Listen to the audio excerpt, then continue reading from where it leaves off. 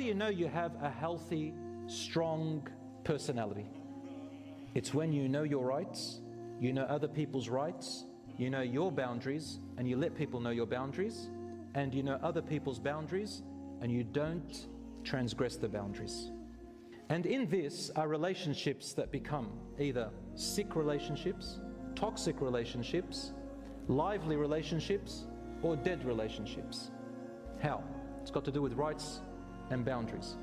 A lively relationship is when it's filled with justice, kindness, mercy, giving, forgiving, pardoning, talking, discussing. That's called a lively relationship. Husband and wife, friends, brothers and sisters, all of you. Sickening relationship is when you only do things because you don't want the person to be upset. Oh, I better go, man, but I just don't want to upset them. But you've got priorities. I don't want to get them upset. That's low self-esteem. There's a polite way of saying, sorry, I can't, and saying no. Don't be a total yes person. The toxic relationship is when people expect you, or you expect them to do something that is not their obligation. They don't give you anything in return, and if you don't do it, they will guilt trip you as if it's an obligation.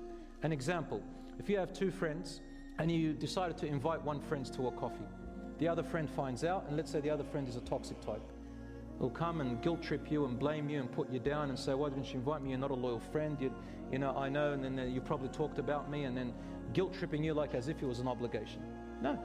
When it comes to people you have no choice of having a relationship, like your parents and your siblings, your cousins, you don't work with them on rights and obligations. Rights and obligations between your relatives are only used when things go wrong. When a dispute happens, you go back to whose right is what. But family should be based on kindness, empathy, goodness, sacrifice, and giving up some of your rights. Not all of them, but some of them. Same with the husband and wife.